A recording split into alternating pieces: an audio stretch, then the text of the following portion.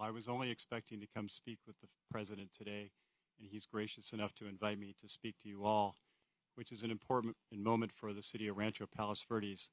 In 2002, the Trump Golf Course opened up here, and they've been a great business here in our community. As the president mentioned, our city has been having a lot of issues with a landslide that's less than a mile from here. We have about 600 homes, several thousand residents that have been affected. They've lost power, gas, and it's been moving at an unprecedented rate for the last couple of years because of the rain. We believe we can solve the problem, but we really need the assistance of the state of California and the federal government.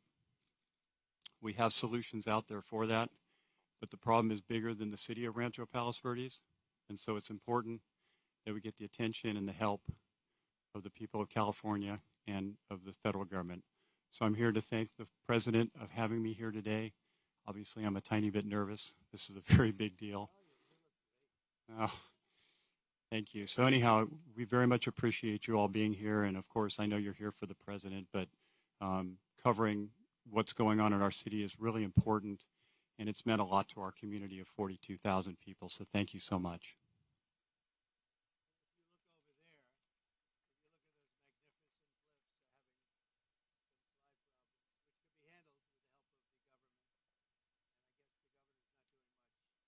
He doesn't do too much, but you have a lot of people living over there, and I think John would like to see the help of the state government and the federal government, and so far they're missing in action. Okay? Thank you very much. Appreciate it. This is Trump National Los Angeles, and it's been a tremendous success for a long time. I guess Lily would be 18 or 19 years, I think, right? And I built it, and I have a little bit of a motto, but we never have to advertise because it's always loaded up with golfers, very good golfers. It's a world championship course. It fronts on the Pacific Ocean, as you can see. It actually fronts, very few courses front on the Pacific Ocean. There's Pebble Beach and there's some others, but I always say I have the ocean, Pebble Beach has the bay. The ocean's better than the bay. And this course is one of the best courses anywhere in the world, and it's done really well, and we've had a lot of fun with it, so it's been great.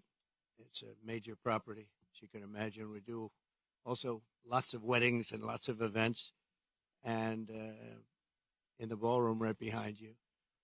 And people get married literally on a nightly basis looking over the Pacific Ocean.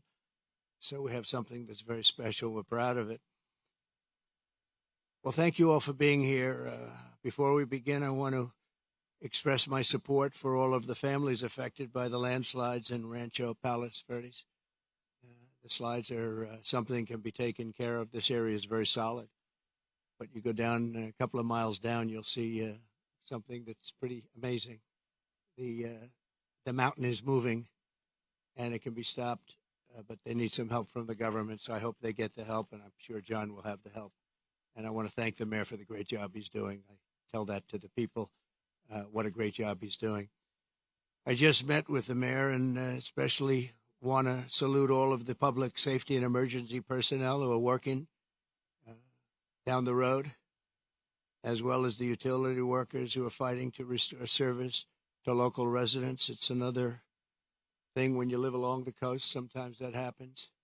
It's a little bit more difficult, but when they fix it, there's nothing like it. There really is nothing like it. I'm here today in California with a very simple message for the American people. We cannot allow Comrade Kamala Harris and the communist left to do to America what they did to California. The state of California is a mess with people leaving, and nothing's going to stop them. They're going to other states. Some are going to other countries. But what they've done, Gavin Newsom and Kamala, and I want to say Kamala more so, she destroyed San Francisco and she destroyed the state. When you look at the kind of destruction that's taken place, it's all man-made or woman-made destruction too. It's things that should have never happened, but we're not going to let that happen. with 4 more years of her in the White House, because if you have what happened to this country as what they allowed to happen in California and San Francisco, one of the great cities of the world 15 years ago, and today it's not in a very good position, to put it mildly, in this state, which is probably the best piece of real estate in the world, this state. You have the sunshine, you have the ocean, you have everything. You have the perfect weather, the best weather, and they've hurt it so badly, so badly.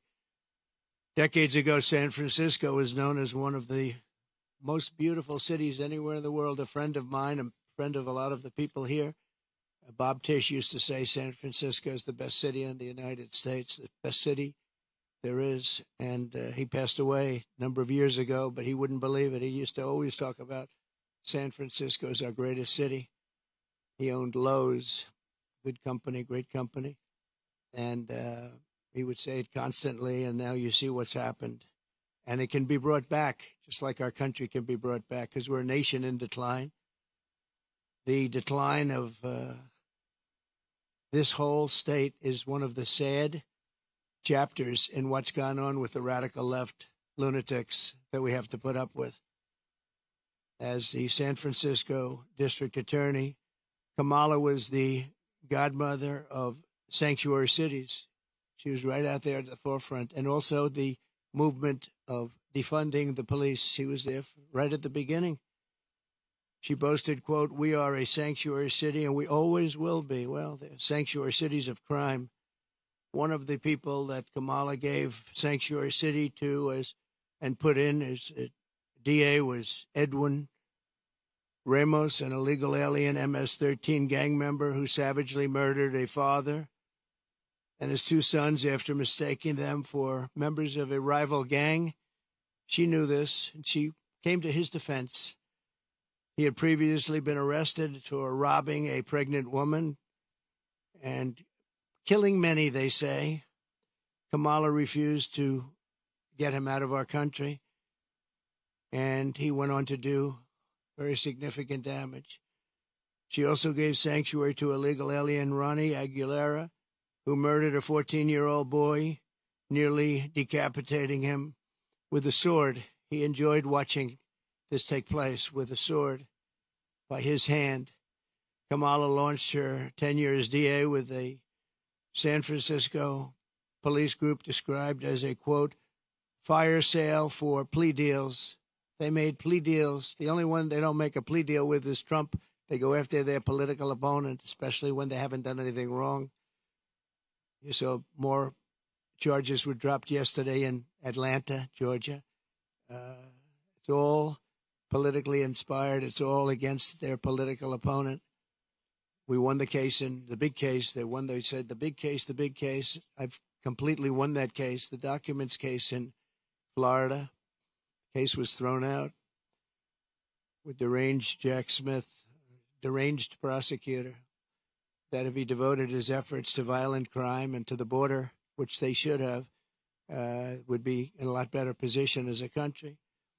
In one sweetheart deal, Kamala gave only 12 years to a monster known as David Taylor, who got high on crack and murdered a 65-year-old mother with a hammer and a pair of scissors. He wanted to come out, and she wanted to get him out as quickly as possible. In another plea deal, she gave only 6 years to a man who killed a disabled veteran with a knife and then left his body to rot in a bathtub. Kamala refused to seek the death penalty for a gang member who murdered San Francisco police officer Isaac Espinoza during a traffic stop, very innocent traffic stop.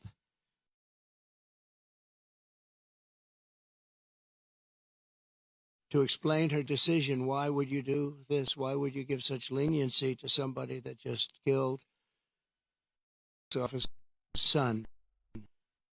A major the San Francisco Police Officers Association has refused her single race since she became district attorney. The police don't endorse her. She's got virtually no endorsements now, but I have almost every police group in the United States. We just got the endorsement of almost 400,000 police. You saw that. And largest police group in the country. The endorsement just about every single police group in the United States, and unadulterated. They are so happy to endorse. After Kamala Harris and Gavin Newsom took charge of San Francisco, homelessness increased by over 200%. While Comrade Kamala Harris was Attorney General of this state, murders rose significantly. Car thefts went through the roof. Gun assaults rose at levels never seen before.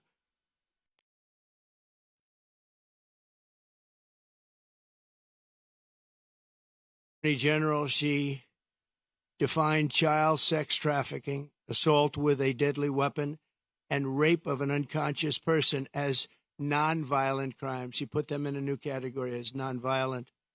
Now, as vice president, she's facilitated the largest wave of sex trafficking and human trafficking in history, the history of our country by far.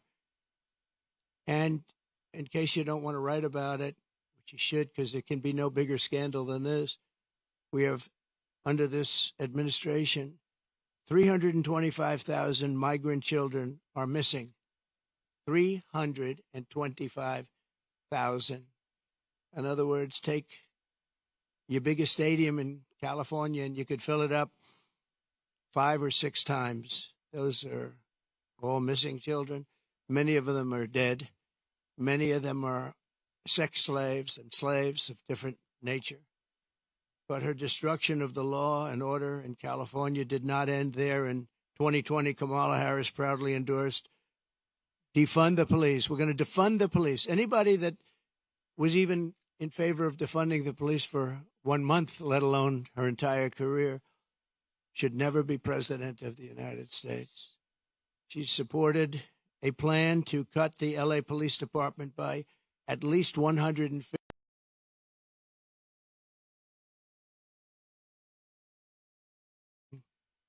Very significant heights. Today, it's at the highest level it's ever been. Harris also endorsed the Marxist, Soros-backed prosecutor, George Gascon, to be district attorney of Los Angeles. And with Kamala's support, Gascon has unleashed hell upon the residents of Los Angeles, absolute hell.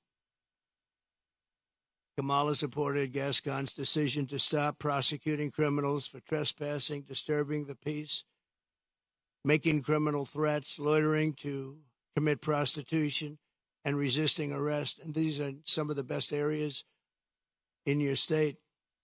They were left alone. They were protected by him, actually protected by him. They've been trying to get him out for a long time, but she helped. And this is where she's coming from as president. This is where she's coming from. This is why all of her policies changed. She was anti-fracking. She was anti-everything. And all of a sudden, she changed. Even the first question she was given at the debate gave one of the dumbest answers. They were asking about pricing and would you be better off today or 4 years ago? Prices have gone up at numbers that nobody's ever seen before. And just the concept of being better off, she didn't give the answer. She talked about when she grew up, nobody knew what the hell she was talking about. And based on the polls, it didn't work because Rasmussen, as you probably saw, just came out and they just lifted me up by 6 points for president, which is one of the biggest increases they've ever had in one little short period of time of a couple of days, up 6 points. And I thought the debate was great. I thought I did very well, but I was fighting 3 people. I was fighting the crazy left radical lunatics at ABC, I think considered the worst broadcaster out there. George Slopadopoulos, that whole group, they're bad. And I lost a lot of respect for David Muir. He came at me with things, and we'll go over it in a second, but I was right about the crime stats going way up. The fact is the FBI didn't report them, and we're able to keep the stats essentially flat. But the new numbers came in. I guess somebody in government likes me because the new numbers were just released, and you'll see the kind of numbers that we're talking about went not only up, but up at record levels like nobody's seen before when everything was included. And thanks to Kamala, since 2020, crime and drug overdose deaths here have skyrocketed by 40, 50, and 60%. And murder has reached an all-time high. We don't want this for our country. That's why I'm doing this. I don't like doing this, other than I know you all have the nicest view you're going to ever have. But somebody's got to explain this to them. There's a radical left, Marxist, communist, fascist. As border czar, she then launched a colossal invasion of California's southern border. Just yesterday, the Wall Street Journal reported that a Venezuelan gang is expanding its deadly reach in the United States.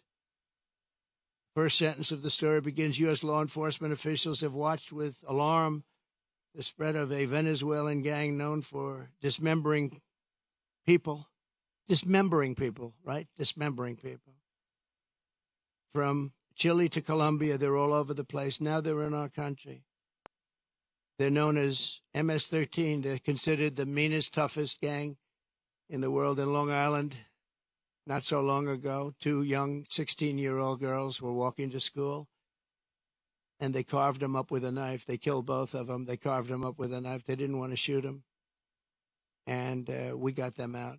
I got them out so fast, and we did a big number. And I wanted to thank ICE while I'm at it, because ICE has been unbelievable. Border Patrol has been unbelievable. And she wants to get rid of ICE. She wants to dismember ICE. She wants to take them out. And if you didn't have ICE, you'd have a problem in this country. ICE would go in. I remember in Long Island with us, they had a gang that was brutal, MS-13 gang. They came out of prisons from different places. And they formed, for whatever reason, Long Island seems to be a place. And I'll never forget the scene of ICE going into a rat's nest, they call them, when you have a lot of them together, rat's nest. And they walked into that nest, and you just saw arms and fists and feet. Everybody was flying. And 3 minutes later, he saw it. 3 minutes later, they walked out with these guys, dragging them out by their feet and throwing them into paddy wagons and bringing them into jails. And then we got them out of the country and moved them back to where they came from, which Obama was unable to do when he was president. Obama was unable to do because the countries wouldn't participate. They wouldn't allow him back. But I called those countries, three of them. Guatemala, take a look. Mexico, too, to a large extent. And I think probably the worst of all, we had four countries. Colombia was rough. We had four in South America. But the South America is no longer the problem. We have bigger problems elsewhere. Guatemala, a lot of problems in Guatemala. A lot of bad people coming out. We called, I said, let me speak to the president. I told him, you're not getting any more foreign aid. I got $750 million a year. I said, no more foreign aid. Why? Because you send people over in caravans and you won't take them back, and they're criminals, and we don't want them in this country. And you wouldn't take them back with Obama. They would put planes on the runways, big planes on the runways, so you couldn't land the planes loaded up with prisoners. And I said, that's okay. You can keep doing it. We're not paying you 10 cents. And they called me back 20 minutes later, one of them the next day, three countries. And they said we would be honored to take MS-13 back. We like them very much. We're wonderful people. And we got them out by the thousands and thousands. We got them out. And that I attribute to ICE and Border Patrol. They're incredible people. Not only is Comrade Howard, I mean, if you take a look at this, but not only is Comrade Kamala allowing illegal aliens to stampede across our border, but then it was announced about a year ago that they're actually flying them in. Nobody knew that. They were secretly flying in hundreds of thousands of people. Some of the worst murderers and terrorists you've ever seen. They were taking anybody that wanted to come in. And they're flying them in. So when they tell you about their borders a little bit better than it used to be, they only did that for election reasons. Not good, but it's a little bit better. But they don't tell you that the flights are still coming in here, bringing in thousands and thousands of illegal aliens, and they're being dropped into the midsection of our country, because all states are really border states right now. And I'm the border president. I solved it in 2016, probably got elected because of that in 2016. And really there was nothing to do in 2020. I said to my people, I want to talk about the border, what a job I did. They said, sir, nobody cares you did it. It was good. We went from a terrible border to a great border very quickly. I did a great job. And then I come in and I look at what's happening now, and the only difference is that the border in 2016 was 1/20th what it is now. We have the worst border in the history of the world. There's never been a border like this. And I want to be the border president, and I hope you call me the border president, because I'm going to show you what a border security job we can do, and we're going to do a job like never has been done before. There's never been a border like this. I believe the real number is 21 million people are here, and many are thugs, criminals. And remember this, if you go to South America and if you go to these countries that have taken their prisoners out of their jails to empty their jails and dumped them into the United States like we're a dumping ground, you're going to see their crime rates have gone down by 50, 60, 70, and 80%. If you look at Caracas, Venezuela, they took their criminals and drug dealers and rapists off the street and they dumped them into the United States of America. Dumping ground, they call it. We're a dumping ground for Venezuela because we have stupid people running our country. And you think Biden's bad? This one's going to be worse than Biden.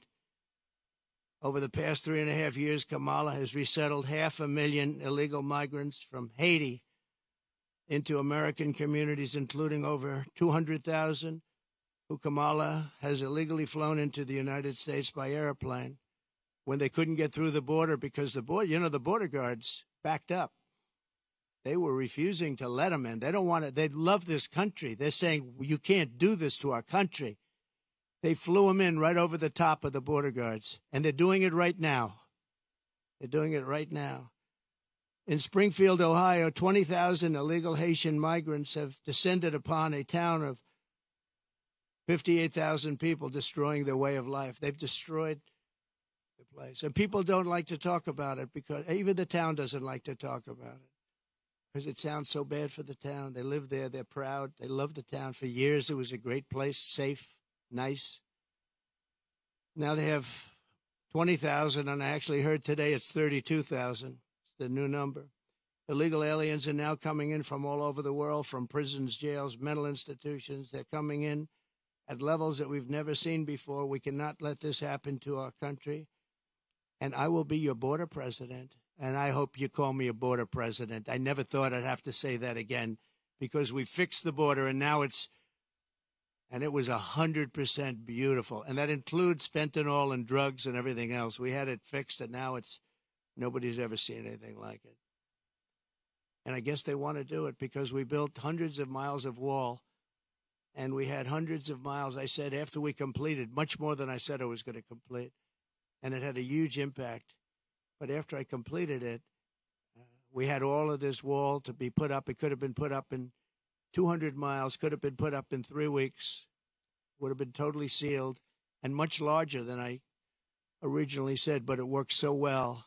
We were doing so well. And not only didn't they put it up, they sold much of it for 5 cents on the dollar. Very expensive wall, has wires inside of it for technology. Hardened steel, hardened concrete, and rebar. They wanted all three. I did it as per the Border Patrol. I disagreed with the look. They said, sir, this is the only way. We had to put a anti-climb panel on top. The panel on top is an anti-climb panel. I said, I don't like the way it looks. They say, I know, but it stops people from climbing. I said, all right, we'll do it the way you want.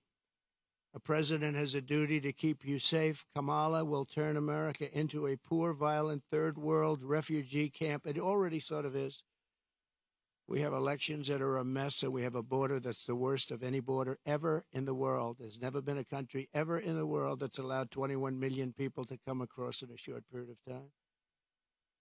And children and the children of American citizens are at the mercy of barbaric criminals. You take a look at what's happening in Colorado. The governor's afraid to even talk about it. The governor, he's a Democrat.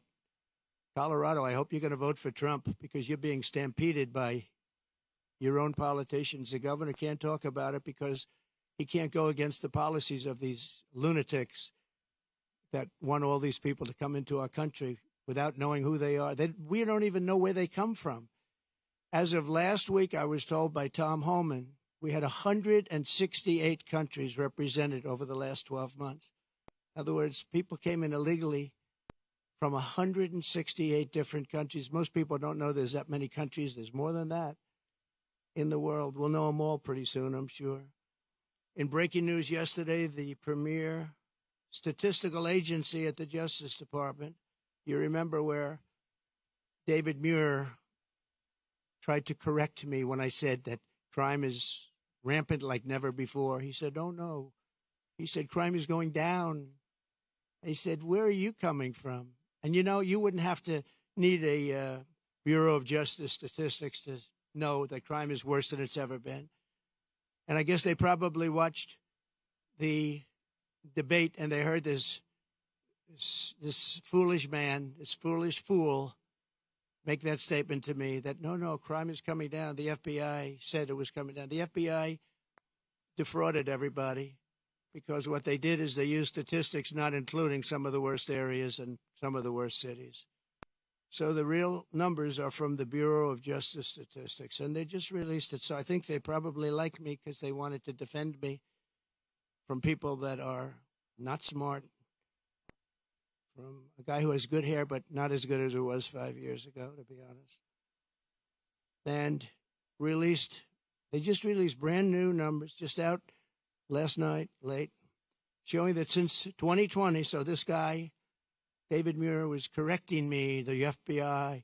Now, the FBI defrauded, just like they defrauded on the jobs, 118,000 jobs that didn't exist. The FBI, in this case, defrauded. So violent crime, just out, nationwide is up 40%. Rape is up 42%. Car theft is up 42%. Aggravated assaults are up 55%.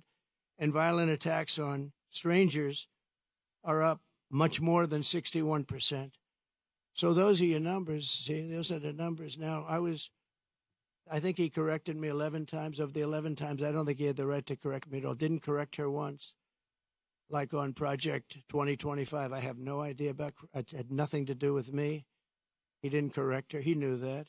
Charlottesville, nothing was done wrong. All you had to do is read my statement one more sentence, and you would have seen that. Sean Hannity, Laura Ingraham, Jesse, all of them. Greg Gutfeld, they all took that and they corrected it many times, but they keep coming with the same lies. I'm going to save Social Security, and I'm going to make it good, and we're not going to raise the age, just as I did for 4 years when many Democrats wanted me to do something about it. And she'll go around saying, oh, Trump is going to do bad things to Social Security. No, she's going to do, because she's putting these illegal immigrants onto Social Security, onto Medicare, and she's going to destroy those programs, and the people are going to have to pay. But I'm going to save them. But David Muir said exactly, I quote, President Trump, as you know, this is after I made the statement that crime is at record numbers. President Trump, as you know, the FBI says overall violent crime is coming down in this country. Now, anybody that says it's coming down, when you look at all of the migrant crime and all of the other crime, and this doesn't even include most of the migrant crime. So it's up 55, 65, 75, and 85. In one case, one category is up 89%. And these numbers have just been released by the government. I appreciate the person that released them. I think he came to my defense, actually. But the people understand it. In fact, he was wrong. The FBI totally fudged the numbers. And I really believe it's actually a fraud what the FBI did. It's a fraud. And it was a fraud when the administration, I call it the Kamala, because I don't even know who our president is anymore. Where is this guy? They took it away. This was an overthrow of the president of the United States. This was a coup. He got 14, think of it. He got 14 million votes. She got no votes. She was the first one that lost, and now I'm running against her. They went in. I was 19 points up in the poll. I saw their poll. They went up after the debate with Biden. I have debates with everybody. But the first debate, we had two debates. We didn't have one. First, I had Biden, and he was 19 to 21 down. And that's when they went, and they said, you can't win. You're going to get out. And he said, no, I'm not. I'm not going to get out. which was his right to say. They said, well, if you don't get out, we're going to execute the 25th Amendment. And he said, like I said, I'm going to get out. And he hates her beyond any. I think he hates her probably almost as much as he hates me. I think he still hates me a little bit more. But he hates her. He hates her. He hates what she did. And, you know, when they talk about democracy, well, that's not democracy. He had 14 million votes. She had none. And she was the first one out of the 22 people or so that ran as a Democrat. She never made it to Iowa, first state. She never made it to Iowa. She was the first one out, and now she's running. So you tell me how that works. They wanted to be politically correct, that's all. But we're not going to let her destroy our country. In fact, the David Muir character, he's lost so much respect. Everyone's talking about him. He's a joke.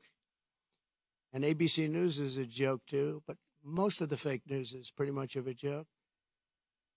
He said that the FBI, and he didn't know this, I guess, at the time. He probably did. But the numbers and the cities that weren't included in those numbers were Chicago, Los Angeles, San Francisco, Oakland, New Orleans, and many others of similar crime numbers. In other words, so they didn't include the worst crime numbers in the country. Look at those numbers. Chicago's not included. Los Angeles not included. So they could say the numbers are flat, but they didn't include the big boys. And that's a fraud on the public.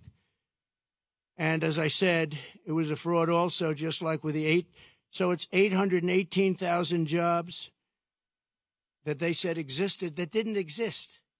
And they thought they could hold the number off until after the election, anytime after November 5th. But that didn't work out because they had a whistleblower that released the numbers. And then you have Kamala's claim that she worked at McDonald's. She never worked at McDonald's. It's a lie. They went in, they investigated it, and the fake news won't report that. They won't report it. The only one that reported it was Fox, but the fake news won't. She never worked at McDonald's. She said she stood over those French fries when they were being fried, and it was so tough work. She never worked there. She's a liar. She's a liar. But the fake news ought to report she's a liar, because that sounds like a little thing, but it's a big thing, because it tells you they lie. They lie about everything. They lie about statements on the military. Nobody loves the military more than me. She got up today. She said things that were just lies. She's just made up. What's bad for Trump? Oh, this would be, say something bad about the military. Oh, he said bad about the military. Just like McDonald's, a total lie. That's the way they do it. And her VP choice, I think, will go down as a catastrophic choice. Now, maybe I'll be wrong. I'll let you know on November 6th. But I can't believe that guy is an asset. They had other people that would have been. Comrade Kamala Harris and the communist left have also destroyed the economy and the quality of life all across this state and all across our country. As vice president, what she's done to our country is not even thinkable. California has the highest inflation, the highest taxes, the highest gas prices, the most illegal aliens, the most regulations, the most expensive utilities, and it ranks as the third worst state to start a business. It also has the most people leaving it. I love this place. Look at this. I own this. No partners, no mortgage, no nothing. I own it. And I'm talking so badly about the state. It hurts me to do it. I would never do this except for the fact that I'm running for president and I want to save the country. So I'd rather sacrifice this than lie or not speak. But think of it. I'm knocking the hell out of the state of California. I'm saying how bad she was and what a bad job she's done. What a horrible Governor Newsom has been. He's been horrible. So many people leaving. And I'm hurting my own property. And that cost me lots of money. But it's okay, because this is unimportant compared to saving the United States of America. So I do it for that reason. But those are the numbers, what Kamala Harris's policies will do to America. The cost of living here is nearly 40% higher than the national average. And the cost of housing is 97% higher. And the national average is through the roof. And it all took place in the last 3.5 years because I had no inflation, essentially no inflation. And it stayed that way for 2 years. So it wasn't like, oh, gee, it was ready to pop. No, we had it done. We had it down to a science. We had no inflation, 1.4%, which is perfect. That's better than no. That's a perfect number. If you go to the economists, they said, because you want a little bit, but you don't want much. It's a perfect number. It was perfect. The country was perfect. We were drilling. We were taking it out. Now we're buying our oil from Venezuela. It's not even believed. It's interesting. They give him billions of dollars now, Maduro, the dictator. I call him the owner of Venezuela. They give him billions and billions of dollars, but then they foreclose on his plane. They take away an old junky plane. It's not a good plane. They take away an old junky plane. And I said, well, it's okay. He'll buy a much better one. We give him, think of it, a country takes away his airplane, but pays him billions of dollars for their oil, which is the worst oil on the planet. It's tar. And it has to be refined. There's only one plant in the entire world that can refine that junk. And you know where it's located? In Houston, Texas, for the environmentalists. So Houston, Texas is refining tar, and that stuff is going up into the air. But it's the only place in the whole world that can refine that very bad stuff. The state is rapidly going busted with a record $68 billion budget deficit last year, $68 billion deficit for a state. And the government is so incompetent that it costs $1.7 million to install a single public toilet in San Francisco. They built a toilet for $1.7 million. And it's not even nice. I saw pictures of it. I built this whole thing for less than that. Unsurprisingly, more Americans are now leaving California than any other state in the union, and over 500 companies have left since 2020. It hurts me to say it. Look, I have this unbelievably valuable asset, and here I am knocking the hell. I'm sitting here thinking, and I know this, I've known it for every time I speak badly of New York. We have a very bad attorney general there. She's a political hack who got elected saying, I will get Trump, I will get Trump, I will get him, Letitia James. And they had a phony case where they value a house that's worth $1 billion to $1.5 billion at $18 million. The judge was corrupt. And she's corrupt, very corrupt person. It's a political hack. And then we have the other cases that they're all headed up by the White House. They sent their people in, one person in particular, but they sent their people in to head up the cases in the state. They sent their people in from the DOJ in Washington, highest officials, to go to Letitia James, work there, get that started, and then go to the DA in Manhattan.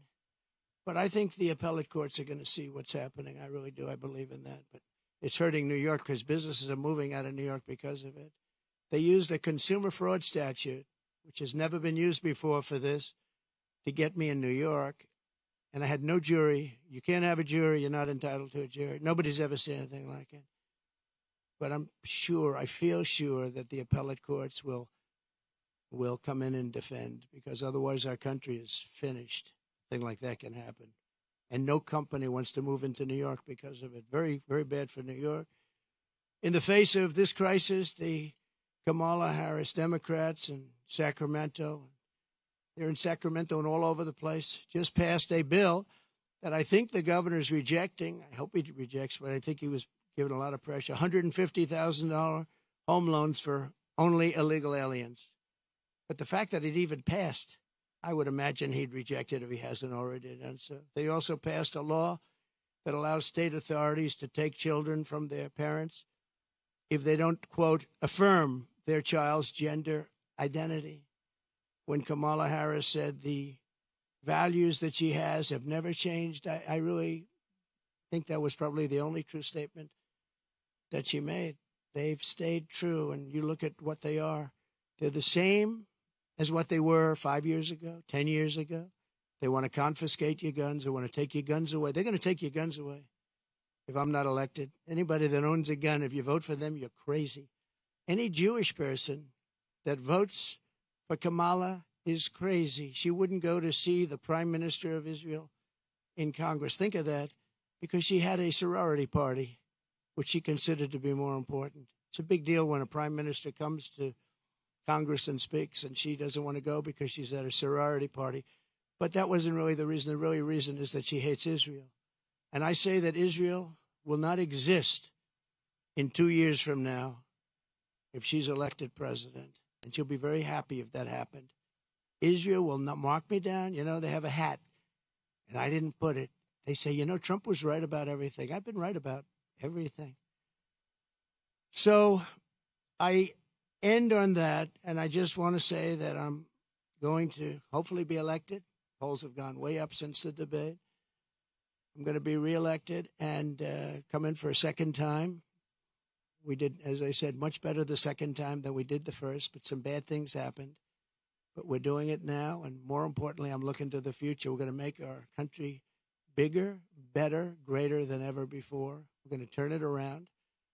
We're going to get rid of the criminals that have been allowed to come into our country and prey upon our citizens, their children.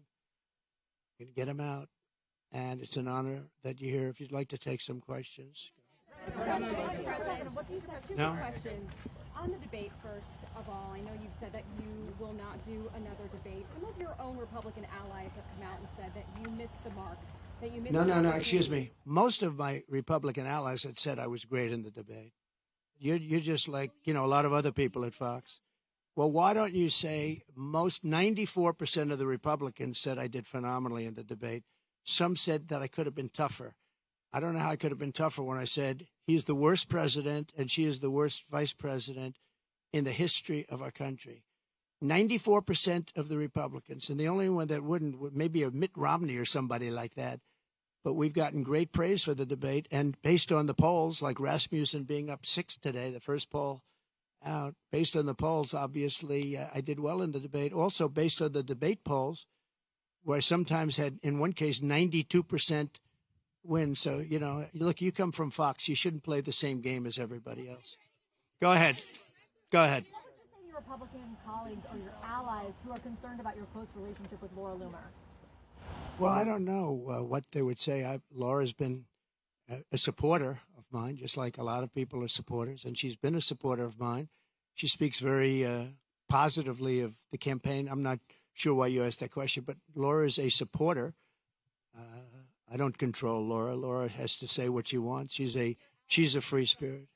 Well, I don't know. I mean, look, I can't tell Laura what to do. Laura's a supporter. I have a lot of supporters.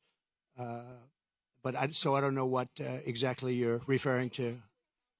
That's okay. Yeah, please. I just don't know. Laura's a supporter. I don't know. She is a strong person. She's got strong opinions, and I don't know what she said, but that's not up to me. She's a supporter. Please. Traveling with you on your plane. Okay, a lot of people do. It's a very big plane. With you. She made racist remarks about your opponent. She also espoused conspiracy theories about 9/11. Do you disavow those remarks? Well, I have to see what the remarks are. You're telling me for the first time we're here discussing the destruction of San Francisco and California by a person that's running for president. So I don't even know what you're talking about. I do know that she may have said something based on what you're telling me, but I don't know what she said. But I'll go take a look, and I'll put out a statement later on. But I really don't know. Please. President, Springfield, Ohio is experiencing a migrant crisis. Will you Yes. use an event there to show the media what's actually happening, maybe a town hall? Well, we could, and maybe we'll do that. Where are you from? That's good. Very good. They're doing a very good job. Yeah, that's very good. No, I will, maybe Springfield, maybe Aurora, maybe both. We'll go there. I can say this. We will do large deportations from Springfield, Ohio. Large deportations. We're going to get these people out. We're bringing them back to Venezuela. You know, he told Biden he's not accepting anybody back. They moved all their criminals. Not all of them, but the rest are moving in now. They emptied their jails in Venezuela, emptied their criminals, emptied the nests. They call them nests of bad people. They're all now in the United States, and they're now taking over cities. It's like an invasion from within. And we're going to have the largest deportation in the history of our country, and we're going to start with Springfield and Aurora. Okay? The mayor of Springfield, Ohio, the police chief, the Republican governor of Ohio have all debunked this story about people eating pets. And now there are bomb threats at schools and kids being evacuated.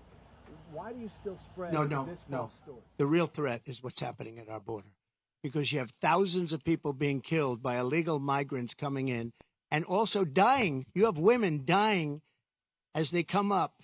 They're coming up in large groups. We call it a caravan. I think I came up with that name, but it's really what it is. 10,000, 15,000, 20,000 people. And you have large numbers of women being killed in those caravans coming up to this country. And then when they get here, they can go into the country and they end up being sex slaves and everything else.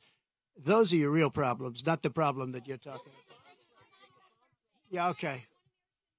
Quick question. So you just said that you'll carry out the largest mass deportation of illegal immigrants. How are you going to have, for example, Governor Gavin Newsom or officials in sanctuary cities comply with that? Well, you know, if you go to the people of California, they don't want to have sanctuary cities anymore. They're tired of sanctuary cities. Sanctuary cities are really blocks that protect bad people from deportation and other problems.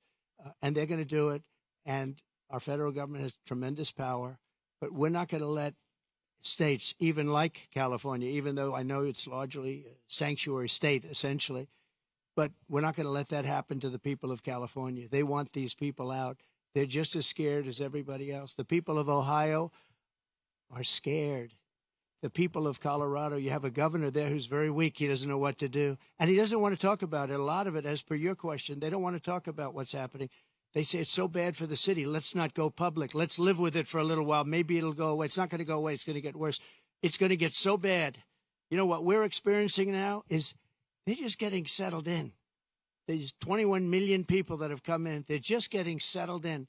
It's going to get much worse. It's going to get worse at a level like nobody's ever seen before. Go ahead.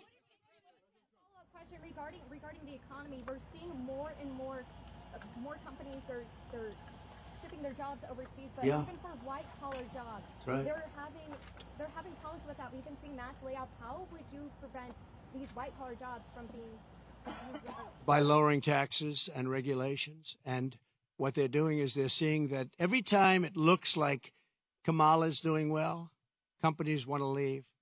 Stock markets go down. The stock market, there's a great gentleman, Scott Bessent, who is one of the top Wall Street people. He said the market's only up because they all think that Trump is going to get elected. We had a great stock market. Even with COVID, we ended up handing over a market that was higher than previous to COVID or the China virus coming in. No, we are going to make sure that the taxes are going to stay where they are and or come down, ideally come down, both for the middle class and for corporations, because corporations put the people to work. We had the best numbers in the history of our country, by far, not even close. And there are companies leaving because they cannot stand what's happening right now to our country. And one of the reasons I'm doing this today is to let them know you're not going to have to leave because we're going to take care of the problem. They have a tremendous crime problem. Like if you're in Los Angeles, look at the crime numbers. And then you have the FBI lying about the numbers, saying the numbers went down. But anybody with common sense know the numbers are through the roof. I didn't know they were as high as they are. But think of it. How good is a person from a government agency that would release the numbers when they saw that I was unfairly targeted by ABC, and you could say by the FBI with false numbers. So I have great respect. I have to find out who that person is or who that group is, but I have great respect. Go ahead, one more. You okay? North Korea, Kim Jong-un, he just toured a uranium facility. The U.S. is saying that Iran is sending ballistic missiles to Russia. How, if reelected, how would you address the situation with our adversaries? I'll be able to make phone calls and solve most of the problems. I may actually have to meet a couple of times. But, you know, Viktor Orban, and you've heard me say this, but it wasn't long ago, he said the only way you're going to solve the world problem is Trump has to be president again. And I don't say it. I didn't say it. I sort of would be embarrassed to say it. But he said everybody was afraid of Trump. He said China was afraid. Russia was afraid. North Korea was afraid. Everybody was afraid. We had no wars. We defeated ISIS in 4 weeks. And they said it was going to take 5 years, right? The generals in Washington. I went there and met a great general and some great people. And I said, go to it. And he took them out in 4 weeks, 100% of the ISIS caliphate. I flew there. I flew to Iraq, to the field, and they took them out in a very short period of time, short order. We have a great military, but, you know, a great military needs a leader. If you don't have leaders, then you end up with Afghanistan, the worst withdrawal from a country in the history. Look, I've gotten to know great people. I went to Arlington at their request, and I stood, and I was with them for hours. And I stood with them. They did a ceremony, and then they asked me if I'd go down to the graves of their children. They called them their children, that they always will be their children. And there were tears all over, as there should be. And they said, "Sir, could you take pictures with me by the grave of my son, in one case a daughter?" And I said, "I'd love to." And I took pictures with them for a while, and then I left, and that was it. And I got home, and I got a call from the people in the campaign. "Sir, the Biden people are saying that you did this for publicity." If people knew how hard it was to get there, because I was coming from a location that was very far away, and yet they were having the ceremony, and I really felt, I had them up to Bedminster, most of the family members, and I got to know them. They're great people. Their sons and daughter, just as though Kamala shot them with a pistol in her hand or his hand, they were killed by Biden and Kamala. They were killed. They should have never left from that airfield. They should have left for Bagram. We should have never given up Bagram. Bagram now is controlled by China. The reason we shouldn't have given it up was not because of Afghanistan. The reason we shouldn't have given it up, 1 hour away from where China makes its nuclear weapons, and I wasn't giving it up. We were getting out quickly and effectively. I'm the one that got the numbers down to less than 5,000 soldiers. But I would have never left unless they fulfilled their obligations under an agreement. I had a wonderful agreement, but the agreement said you have to do this, this, this. They didn't do 3 of the first 5 things, so therefore they would have done it. Abdul was the leader, and he wouldn't have done it, and he would have never done that to us. And just in finishing up with that, and I appreciate the question, actually, but in finishing up with that, for 18 months, spoke to Abdul over the phone. For 18 months, not one American soldier was shot or killed. Not one American soldier was even shot at. Abdul understood. Don't do it. I said, don't do it, Abdul. Don't do it. And for 18 months, not one soldier was even shot at. And that's the way it's supposed to be, right? And then they had that horrible situation with the 13 dead, leaving billions of dollars of equipment behind. And leaving a lot of Americans behind, a lot of Americans. And you know what else? Leaving a lot of soldiers badly wounded. Nobody ever talks about them, but I do. Let's talk about California. You are claiming that we need to do major changes in this state. If you're president, what's the biggest policy difference for the people of California? And what would the nature of your relationship be with the leaders of California who you're calling scum? How do you get that? Well, I would have a great relationship with them. And what you have to do is start all over again. You cannot have these policies of high taxation. You can't have these policies of politics where you go after your politicians. You have to have an honest voting system because, you don't have an honest voting system. They send out millions and millions of ballots. They go all over the place. Some people get 2, 3, 4, 5. You have a very dishonest system over here. If I ran with an honest vote counter in California, I would win California. But the votes are not counted honestly. It's a very dishonest system that you have in California. And I'd make it business friendly. Right now, it's business unfriendly. Look, Elon Musk is a friend of mine. He endorsed me very powerfully. He endorses me every time he speaks. He really wants to see us win because he knows we can do a great job and turn it around. He left California. I said to him, Elon, did anybody ever call you? It's a big company. He moved to Texas. A lot of people moving to Texas. Great state. Excellent governor and excellent lieutenant governor. Great people. They love entrepreneurs. They love the people that live there. They want to keep their taxes low. Taxes are way too high here. But I said to Elon, so you have a big company and you're moving it to Texas from California. Did anybody call you, like the governor, to try and get you to stay? No. Did anybody see you, write a letter, do anything to try and keep you to stay? You have thousands of jobs. He said, nobody ever called. There'd be so many things you could do.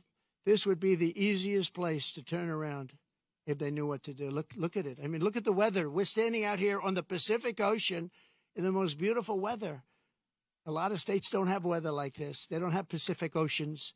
So it's many things you could do, but you start with lowering taxes and making it friendly. But think of it, Elon Musk, a great guy, brilliant guy, big company, lots of jobs, leaving. Nobody even calls him to try and get him to stay. I would have been on him.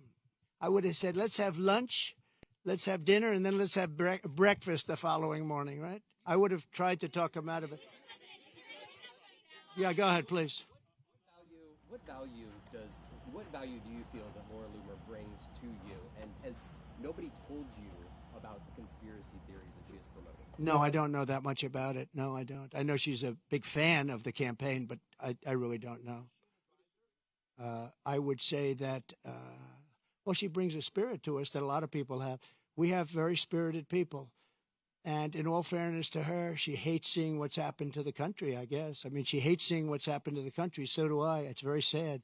It's very sad when I have to stand out here on my property and say how bad California is. Did you have another one? Mr. President, getting back to some questions that matter to the people of California. There are a lot of folks here who feel like they are forgotten men and women. The state government doesn't seem to care, but you are coordinating with the local mayor. What can you do to help this community either now or when you get elected? Well, we're going to help them, and I told John, the local mayor, but I told John we're going to help him with his slide problem. You know, there are ways of fixing that. We discussed it. He knows better than anybody. And he needs help from the federal government. He needs help from the state government. And it's a very wealthy area. But you also have people living here that are elderly and have fixed incomes and have houses that are going to be, you know, shoved into the Pacific Ocean if something's not done. And he wants it taken care of. He's a great mayor. He wants it taken care of. He wants nothing for himself. He just wants to help these people. And, John, I think you said you have about 600 houses on the site that's sliding. And he'd like to be able to save those houses for people, that some of which will never be able to have a house again. You know, it's pretty sad. Media shares are down about 75% from their peak in March. Your lockdown provision ends soon. Will you sell your shares? No, I'm not selling. No, I love it. I mean, I use it as a method of getting out my word. You know, when it opened, it went way high, but then the SEC gave us nothing but problems. We had to go through a long process with the SEC. But people think that I'm leaving. That's why they're down, because if I leave, you know, it's different if I leave. But I'm not leaving. I love it. I think it's great. Mechanically, it works the best. And again, I'm friendly with Elon, and Elon would love me to come over to X, but I just, you know, I have close to 100 million people on X. I had 230 million people on X, and then they shut me down, and I said, I'm not going to let that happen again. You know that. I had hundreds of millions of people on X and Facebook and Instagram, I think more than anybody. Zuckerberg told me at the White House, he said, congratulations, you're number one on Facebook. This is a number of years ago. And then all of a sudden I went from being number one to having no voice. And after about 2 or 3 weeks, because I have a lot to say, I put out old-fashioned press statements, like a press statement. And they got really successful, and they did very well. And then we built this platform. And the reason I built it is because I don't want to have my voice shut down. But a lot of people think that I'll sell my shares. You know, they're worth billions of dollars, but I don't want to sell my shares. I'm not going to sell my shares. I don't need money. And it is for me, it's a great voice. It's a great voice. And it's a voice, it works so well. And we just won, as you know, we got final approval from the SEC. It took us a long time. And that really turned it off. You know, when I originally opened that stock, it went from about 2 to about 182. Did you know that? It was the biggest increase in the history of the stock market. I believe, you know, I have to say I believe, because you're going to find one company, maybe more, who knows. But I believe it was the single biggest movement. And I think I was worth $61 billion from that one stock. And then we had nothing but problems with the SEC. And it gets whittled down. But I didn't do it for the money. I did it because I really wanted to have a strong voice, and it's a great voice for me. And as long as my voice is on there, it's going to always be good. But a lot of people think the reason it's down is that a lot of people think I'm going to sell. And if I sell, it wouldn't be the same. I could understand that. But I have absolutely no intention of selling. Okay? About this community of Palos Verdes. You talked about California. We have fires raging to the east. Just I agree. I agree.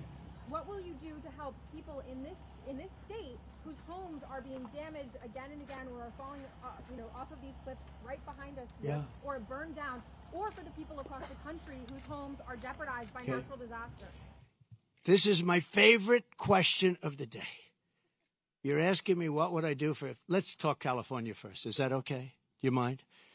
So I was riding with Devin Nunes and some congressmen 4 years ago. I was riding up north in California. And I looked at these fields. They were massive. I was telling John, right? It's my favorite question. I love that somebody would ask me this question. And I never told you to do it, right? Who are you with? Good. Spectrum. It's good. New, hot, right? It's hot. It's doing well. But that's because you ask good questions. So what happened, I'm saying why I look at this field, and it's massive. And in the middle of the field is a little spot of the most green, plush land you've ever seen. I said, and then I'd see another one. These little plots, like 1 and 2 acres, and you'd have 1,000 acres that's barren and dead and dark. And I said, what's the problem here? What is that green acreage? You know, the soil is unbelievably fertile, but they have no water. I said, so do you have a drought? No, we don't have a drought. We have the water is cut off upstate, up in the north. You know that? And the water, in order to protect a certain little tiny fish called a smelt, they send millions and millions of gallons of water out to the Pacific Ocean, way up north. Never even gets close to here. And, you know, in Los Angeles and Beverly Hills, all these rich areas, they want to give you like 38 gallons of water to use. You buy a house for a lot of money, and then you're allowed to use 38 gallons of water. But you have no water down here. And the reason you have no water, you have the canals. The reason you have no water is because Gavin Newsom didn't want to do it. I had it all done. I had the Department of Commerce at the time. Believe it or not, they're the ones that rule on this particular issue. So you have millions of gallons of water pouring down from the north with the snow caps in Canada and all pouring down. And they have essentially a very large faucet. And you turn the faucet, and it takes 1 day to turn it. It's massive. It's as big as the wall of that building right there behind you. And you turn that, and all of that water goes aimlessly into the Pacific. And if they turned it back, all of that water would come right down here and right into Los Angeles. They wouldn't have to have people not use more than 30 gallons and 32 gallons. They want to do that, you know. They're trying to do that. And you have so much water, and all those fields that are right now barren, the farmers would have all the water they needed. And you could revert water up into the hills where you have all the dead forests, where the forests are so brittle. Because no place is like California. I go to Austria. The head of Austria tells me, you know, we have trees that are much more flammable than what you have in California. We never have forest fires because they maintain their forests. And you have all that water that could be used as water, what they call water flow, where where the land would be damp. And you'd stop many of these horrible fires that are costing billions and billions of dollars by the federal government, et cetera. So one thing I'm going to do for California, vote for me, California. I'm going to give you safety. I'm going to give you a great border. And I'm going to give you more water than almost anybody has. And the farmers up north are going to be able to use 100% of their land, not 1% of their land. And the water is going to come all the way down to Los Angeles. And you're going to have more water than you ever saw. And the smelt is not making it anyway. In fact, they make and grow smelt because it dies all the way up and down the line, and they put stuff that was artificially made. You know that. So you're going to have water in California at a level that you've never seen before. The farmers are going to do great. Those fields are going to be all green instead of 1% green. And maybe even more important, you're not going to have illegal immigrants pouring into your country and killing your family. You're not going to have the problems that you have right now. We're going to lower your taxes. We're going to bring the car industry back because your car industry is gone. We're bringing it back to Detroit at levels that you'll never see again. We'll bring it back to better than it was 30 years ago. But with this group, everything is dead. The automobile industry is dead. The water coming here is dead. And Gavin Newsom is going to sign those papers. And if he doesn't sign those papers, we won't give him money to put out all his fires. And if we don't give him the money to put out his fires, he's got problems. He's a lousy governor. And he treated me very nicely, and I treated him very nicely when I was president. But he's done a lousy job. But there's a case. I said, Gavin, will you sign? It took him like a month and a half or 2 months, and then he decided for political reasons. and then we got hit with COVID, and we had to solve another problem. But you're going to have so much money, Mr. Mayor. You're going to have so much money from economic activity and growth, and you're going to have water like you never thought. Now, in your case, maybe you don't want so much water, but we'll bypass your beautiful area. But we have tremendous amounts, millions of gallons of water that's shoved right into the Pacific Ocean where it doesn't make a dent. And all of that water is going to take care of California, and nobody can make a bigger promise than that. You're not going to have to do desalination plants, which a lot of people want to do, very expensive to do, but it's better than the alternative of no water. So California, vote for Trump, and you're going to have water, and you're going to have growth, and you're going to have prosperity, and all those people that are leaving are going to really come back. Thank you very much. Thank you. Mr. President, this morning, tens of Steve Garvey. Why not? Why have you not endorsed Will you endorse Steve Garvey? Will you endorse Steve Garvey? Shut down if Johnson can't get the Killer Mayor's done a fantastic job, and he's really something